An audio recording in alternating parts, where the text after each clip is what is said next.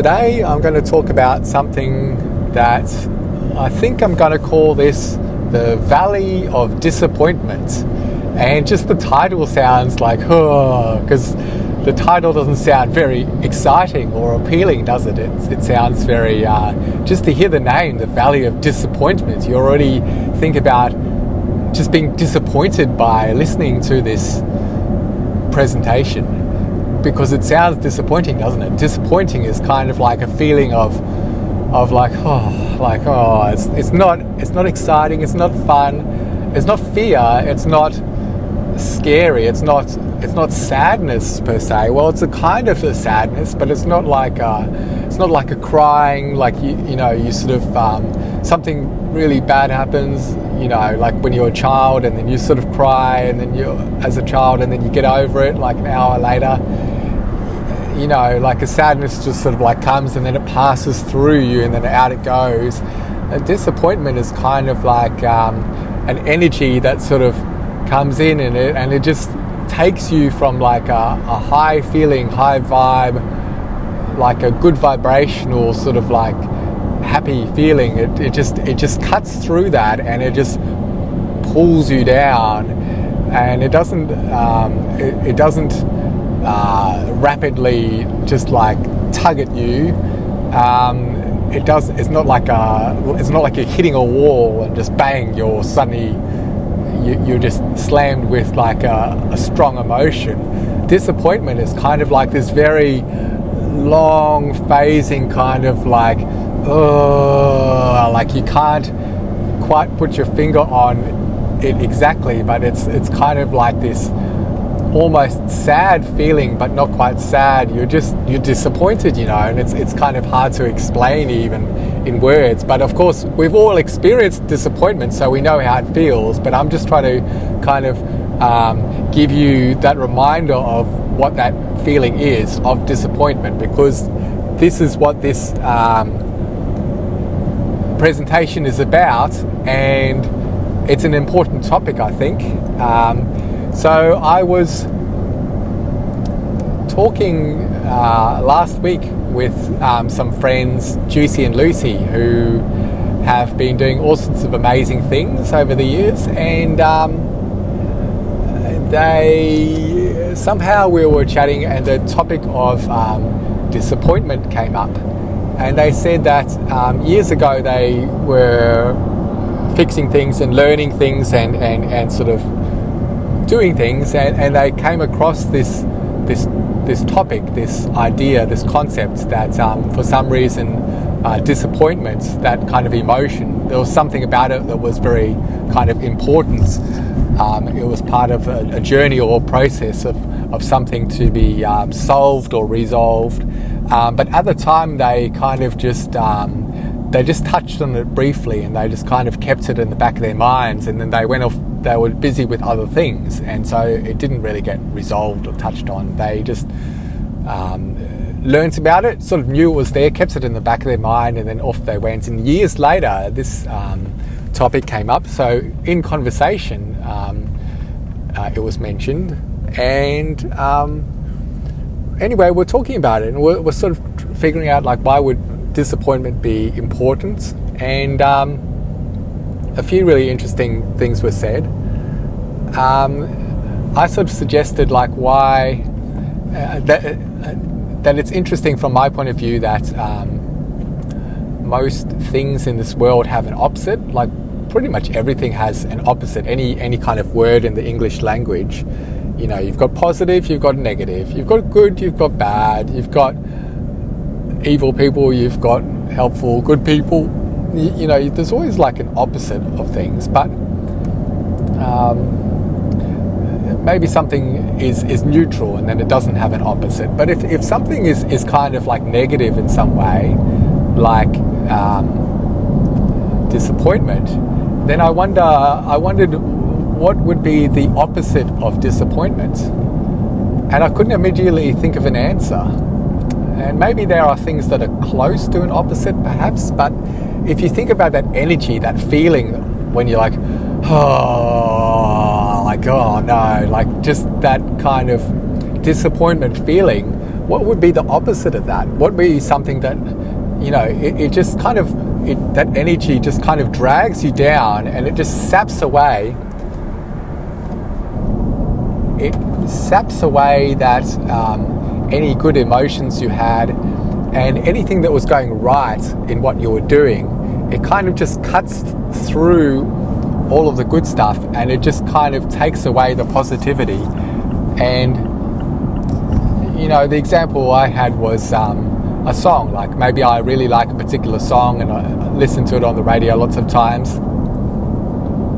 Maybe I listen to it on the radio lots of times, and then I hear someone say, someone that I know and respect and stuff, someone says, "Oh, I really don't like this song, blah blah blah, for this reason," and then it just sort of, that turned into disappointment for me. And then for some reason from then onwards, I didn't quite have the same emotions about that song anymore.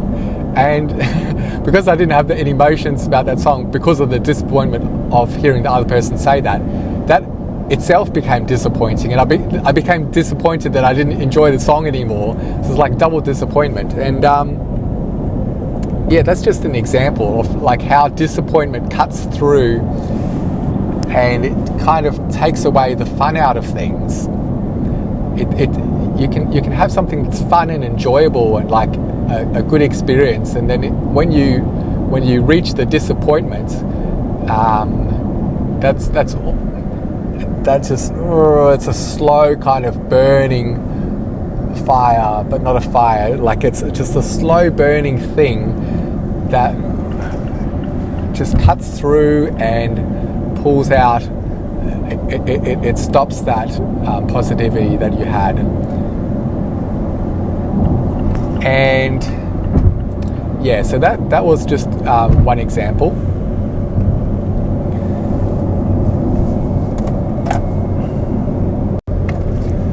So that was one example, I guess, of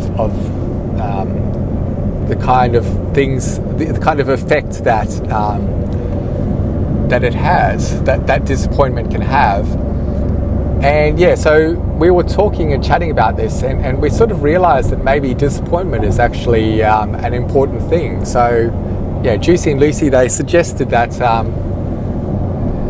you don't really hear people talking too much about disappointment, if ever. You might hear YouTubers and like people in all different circles, and they're saying, what about this and what about that? And some people are very positive about things, and some people are very negative. Some people, they talk about the positive and the negative. But some people are trying to help others, and some people are trying to figure things out. Some people are trying to understand the situation, the world, the truth. Some people are trying to understand themselves, heal themselves. But you don't often hear people, if ever, talking about disappointments. So perhaps the idea was, disappointment is like a hidden thing that's right in our face and sort of experienced by everyone, and yet it's kind of like a secret. It's like a well-kept secret, but it's not. It's hidden, but it's hidden in plain sight, very much in plain sight. The reason it's hidden is that it's not like an emotion that you can deal with directly as some other emotions are. It's a very indirect kind of low vibrational kind of thing, and you can't quite pinpoint what it is. You know that you can maybe say, right now I feel disappointed, but that's maybe the best you can do. But oftentimes people might not even realize that they are disappointed. They know the feeling, but they don't really connect it to anything. And so that emotion, that kind of disappointment, has an effect on you, and it has effects on others, and it has effects on how people interrelate and work together or don't work together. It has a whole effect on the world in lots of ways.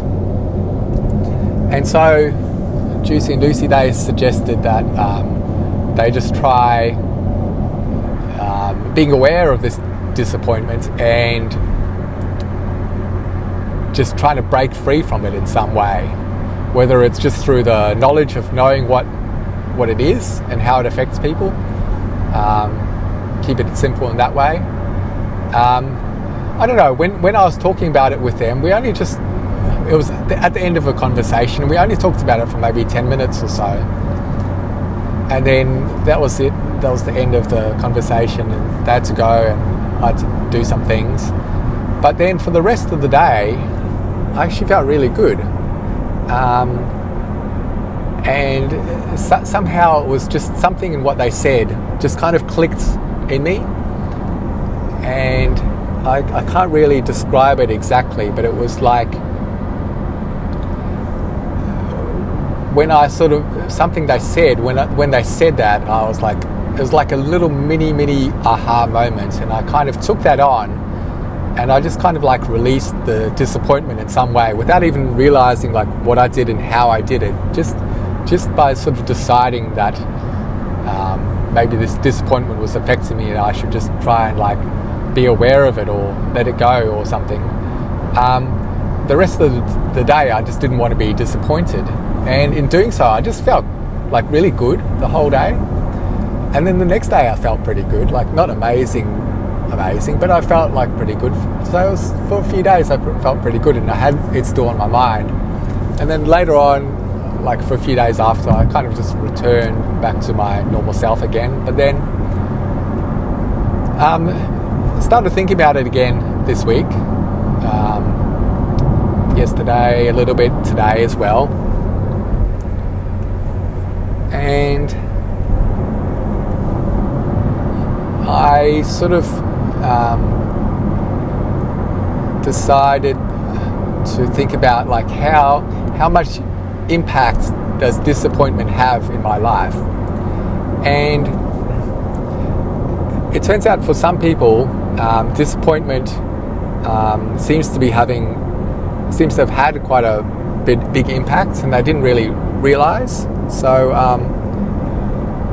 in the one example, you know, someone was saying that it was affecting them in lots of ways, and yeah. Whereas in my case, I decided that it seemed like I was not as impacted directly by the disappointment of things happening. Like it although I do get disappointed sometimes, I don't get disappointed a lot, and I feel like I've built up strategies through my life, or maybe I just always had strategies, I'm not sure, to kind of like avoid situations that would bring about disappointment. It's almost like I can read ahead and like predict what might happen, and so I would avoid doing things that would make me disappointed. And so you can't avoid it forever. Like there are sometimes that you will be disappointed, but it's almost like I know within me that disappointment is, without knowing it, like somehow my subconscious or whatever had just known that this feeling of disappointment is bad and I don't want to feel this disappointment. And so I was kind of like automatically, without thinking, my subconscious would do things that would avoid me becoming disappointed. If it could predict in advance, it would help me make decisions to run away from that.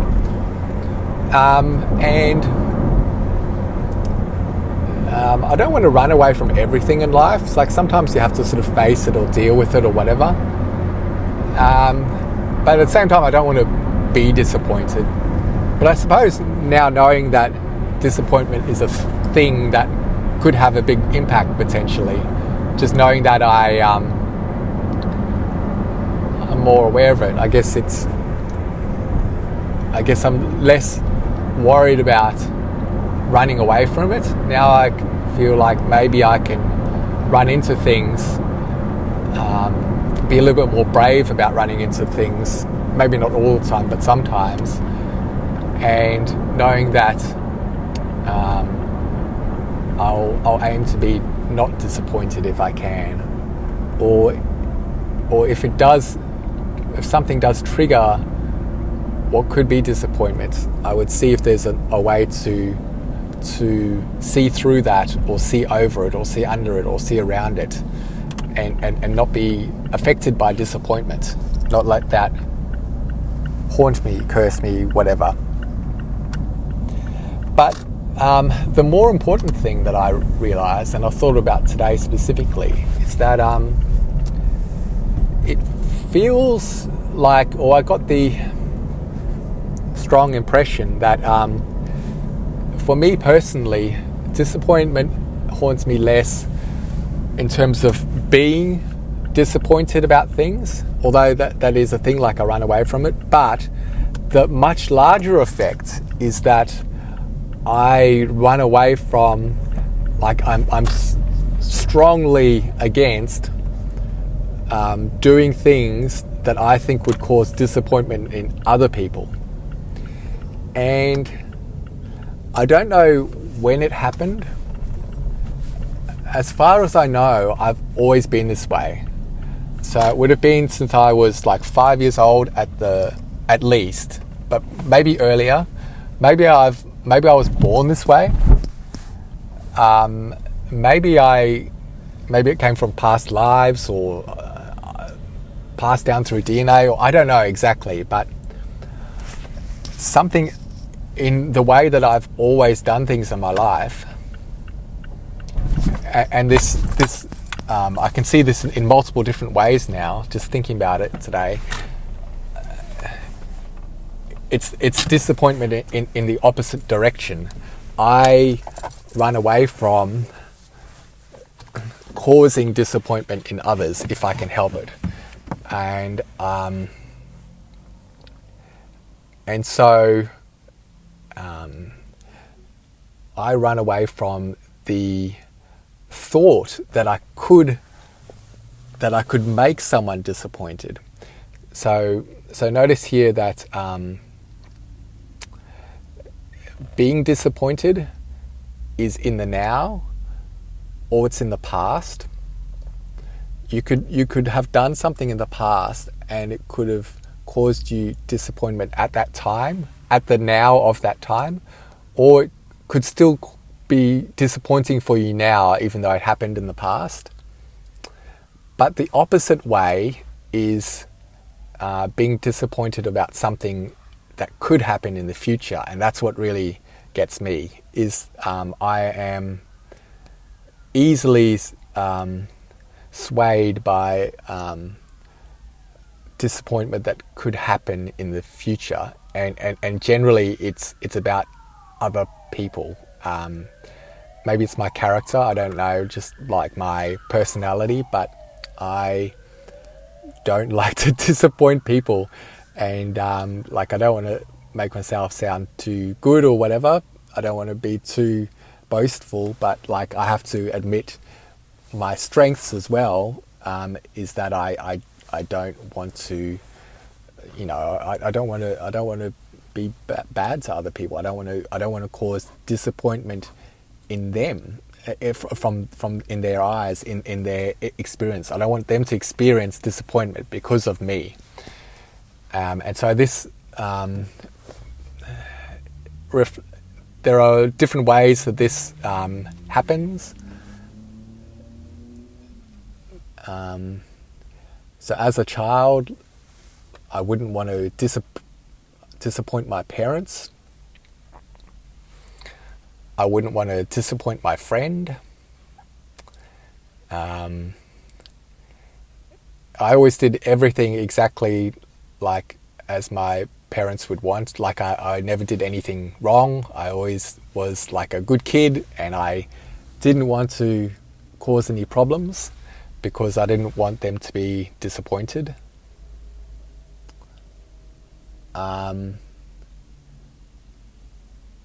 I had a friend in primary school. I didn't really make friends super easily, but then I did have a friend, and it's like and he would just talk about cars, all different cars, and I wasn't really interested in cars, and I just didn't really know what he was talking about. I couldn't relate to it at all. But he would talk, and I just let him talk. I'm like, oh, yep, cool, yeah, sounds great, yep. And that's an interesting bad habit or good habit that just a habit that I learned, is just saying yep, and not actually paying attention to what the other person is saying, but just agreeing with them. I learned that when I was like in 6 years old, 7 years old. But I didn't want to disappoint him, I suppose. And so I, rather than, and I suppose I didn't want to disappoint myself by not having a friend or anything. So yeah, I just let him do what he wanted and say what he wanted. And I would just be okay with that and just let him get it out there. And that's okay. Like, it didn't bother me, but it was a little bit boring sometimes just listening to it. But then we'd run around and do other stuff as well. So that was okay. Like, it kind of balanced out. But in high school, I was super disappointed in myself at not being able to have courage to do certain things.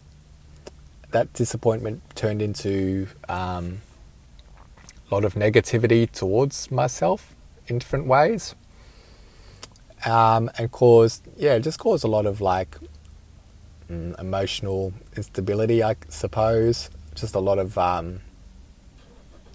don't know, it got me thinking about a lot of things and kind of strengthened my mind in some ways once I got over all of that, which I did eventually. But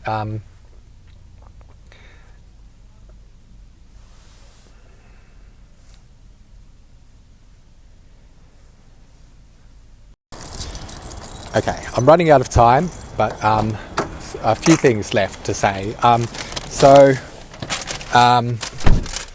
The other way that disappointment has been affecting me in the last 5-10 years in particular is that the same thing. I don't want to cause disappointment in others, and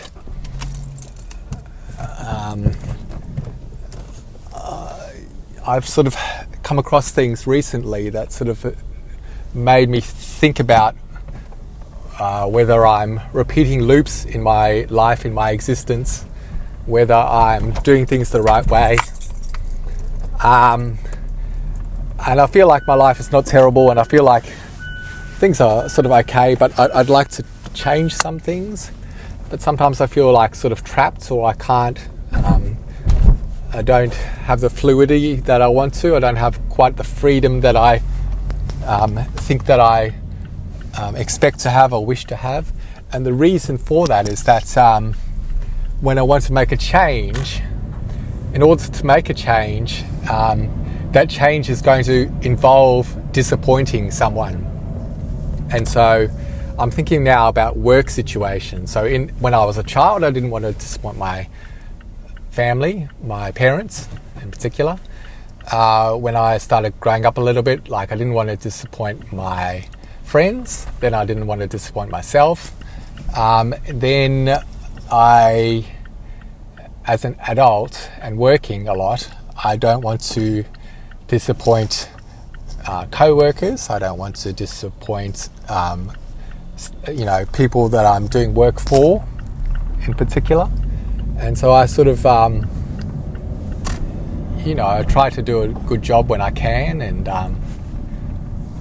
but that might involve me working long hours sometimes, or doing, pushing myself too far, or saying yes when I should say no, which is a big thing. So sometimes I really want to say, like, I really should say no to something, and yet even though I know it's not necessarily the best decision, and I get maybe a sense or a feeling or an intuition that this is not going to end well, I still say yes anyway. And the reason that I have said yes in all of those occasions is because I don't want to let that person down. I don't want to disappoint them. And so I would avoid disappointing someone. I would I would always prefer and I would always choose to avoid disappointing them, even if it meant that it would cause us a little bit of pain to myself, a loss of energy for me, or problems for myself. If it was going to be extremely problematic, I would maybe not necessarily, sometimes I might say no, but often I try and tangent it, or suggest alternatives, or sort of try and push them in another direction that might be better suited. But whenever it felt like there was going to be a little bit of pain but something that I could bear, I would say yes. And perhaps that's where I've gone wrong in my life. I wouldn't say wrong, like it's part of the learning process, but a lot of my own sort of pain or problems, like I'm aware that most of the problems I've suffered through in my life have been my own cause. Some people experience problems in their life that seem to be just random or happenstance, or because of family or some external factors. But for me personally, I don't know if it's spiritually I'm different in some way, some different kind of entity or whatever. I've got more experience in my soul or whatever, I don't know. But for me, I don't really get too much interference from the external. Most of my problems in life are problems that I've brought upon myself, and this seems to be a big one. And so maybe it's something that I've done in multiple lifetimes. Maybe this is like who knows how many loops I've done, how many times I've done this, where I've done something to appease someone else, to allow them their wishes, even though it might not be best for myself, just so I could avoid disappointing them. So that's not necessary. It's a good thing and a bad thing. If it happens once or twice, maybe. But now that I'm aware of it, now that I'm more aware of why, that the word disappointment, now I can put a word on it. I can put a label on what it is, rather than just having a general sort of sensation or feeling or a vibe and understanding about it, but without having a label. I always sort of knew it, but I didn't really know it. And now that I can put a face to the name, I can put a label on what it is, it just empowers things so much more. I can see things much clearer now, and I can sort of now start to ask myself in the future, when I encounter situations, am I going to stand up for myself a little bit in situations? Am I going to be a bit more firm? Am I going to do things to I don't want to cause pain, obviously, but that disappointment that I am fearing, it's disappointment that could happen in the future. So it's not even real. It's not even here. It's not even now. It's not even in the past or now. It's disappointment that could happen in the future, it's perceived imaginary. It's an imaginary thing. It could well happen that what I imagine could turn out to be true.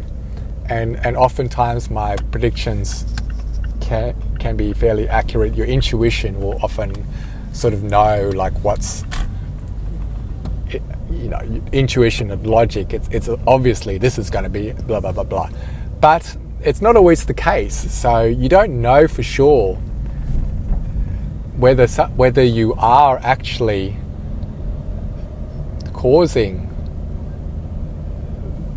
that problem for someone else. You could just be perceiving it in your own mind, but maybe they don't actually even feel that disappointment, or maybe they won't feel that disappointment. It's imaginary. It doesn't even exist yet. So why should I why should I worry about something that doesn't exist? Why shouldn't I just face it, just say no, and if they go, oh, well, then we talk about it, and then we come to, think about it and discuss and figure out like a different solution. Is there a way we could like make you happy without you feeling disappointed, and without me being disappointed? No, without me doing something that will eventually cause problems, which would eventually be disappointing that I chose the the wrong thing. So there's all of that. So that for me, it's that imaginary future thing. So now that I can see it and label it and understand it from this perspective, it's very helpful and useful to me. So I think I'm gonna have to really take this on and sort of think seriously and act seriously about that in the future. The final thing I wanted to say, and I'm running way over time, is that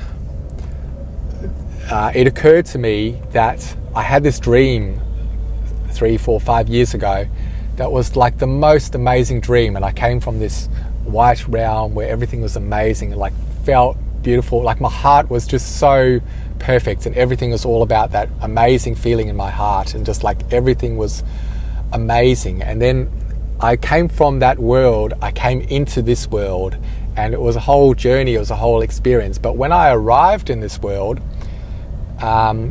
the vibe was a little bit lower, the frequency was a little bit lower, but I still had that good feeling in my heart, like I still felt good. But then the end of the dream was when these, you could call them religious people, I suppose, these people, these guys came along, and they were preaching to me. They were preaching in like this language, like English or something, and I was like this spirit, like amazing with all these powers and stuff, and then they were just trying to talk to me, like just and it was just like and it was like, I had this impression that I've been here and I've done this before, and I'm just like, oh no, and it's like, oh no, I have to go through all of this again. And it was like coming into this world, and it was this disappointment just coming into this world in the dream. Everything was great until they arrived, and I was like, this is so disappointing. And just that, it brought my mood right down. It just, from this high point, this amazing heart space, I suddenly became disappointed, and that disappointment woke me up. I woke up from the dream, and I woke up and I was not at quite a high frequency anymore. So if we want to go back to that high frequency, we need to let go of the disappointment, because the disappointment is what holds this realm as it is. It's what keeps us at this level.